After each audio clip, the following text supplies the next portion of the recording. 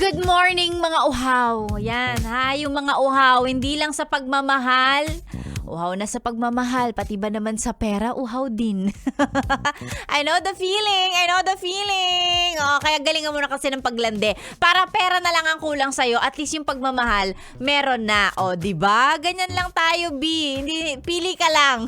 Pili ka lang kung ano yung kulang sa buhay mo. So, yung landi na yan, kaya pang mahabol. Ayan, good morning sa mga magpapasko ng mag-isa na naman. O, ayan, o, sige.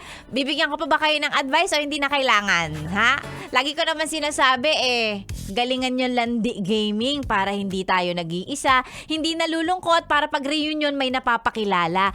Hi tita, si ano po? Opo, boyfriend ko po. Ganon, di ba? Wala. Ano ginawa mo ngayong taon? Wala, puro ka trabaho di wala. Wala ka mapakilala, huwag ka na magkata ng reunion. Kung pagod ka nang magtanong o pagod ka na sa mga tanong nila at sumagot ng, ay hindi po tita, wala pa po. Ayan, di ba? Usually ganun Hoy, asan boyfriend mo? Hoy, asan yung girlfriend mo? Ay, tita, wala po. Yan, oo. Sa mga pagod na, alam nyo na yan. Galingan nyo na lang ulit next year. Pagod na rin ako mag-advise. Welcome back sa radio show ninyong walang title. Pero my beautiful DJ, hatid ang ating topic for today. Kung ano man yan, eto na, ibibigay ko na. Ayan. Para sa mga walang nagmamahal. Ay, sabi dun sa walang nagmamahal. Hindi namang walang nagmamahal. Pero sabi nga nila, di ba?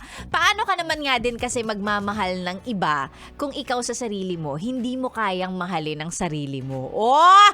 May ganon! Lakas maka-motivational speaker yarn. Ayan, ngayong araw po, mangolekta tayo ng tips on how to love yourself more. Ay, gusto mo yun? Tips on how to love yourself more. Ayan. Yung mga nagsastruggle na tanggapin kung ano yung hindi maganda sa kanila, mga flaws nila. Hala, my God! Seryoso pala yung topic ngayong umaga. Hindi naman, naniniwala ako na kailangan natin sa buhay ito. Again, bago tayo matanggap ng ibang tao, dapat tayo, tanggap muna natin yung sarili natin. Kung ano tayo, kung ano yung wala sa atin, at kung ano yung meron sa atin. Most importantly, diba? Wow. Bakit parang motivational speaker naman yung peg ni Sexy Megan for today? Hindi naman, maiba lang, okay? Maiba lang. Lagi kasing tungkol sa, tungkol sa mga panlalait, pangbabash, pangreklamo. So, maiba naman ngayon. Tips on how to love yourself more. Sabi. Ayan, ang mga sagot po ay isend sa ating Facebook page. That's Yes The Best Manila. Or mas maganda, sa FB page ko na lang para madali kong mabasa, okay? Ano yung tip na pwede mong ma-share? Tips on how to love yourself more. And then mamaya babasahin natin yan. And syempre, mawalang galang na, nasa FB page ka na lang din naman ng Yes The Best Manila. Paki-follow, paki-like para updated ka sa lahat ng mga ganap namin, okay?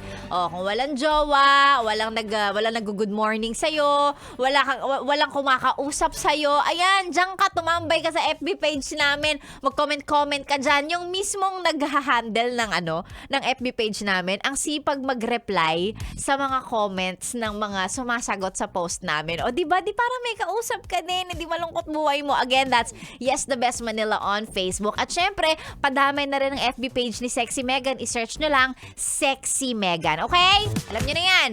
Ay, again, ngayong araw po ng Thursday, yung pag-uusapan natin ay tips on how to love yourself more. Yan. Si Sexy Megan, alam mo kung ano ginagawa?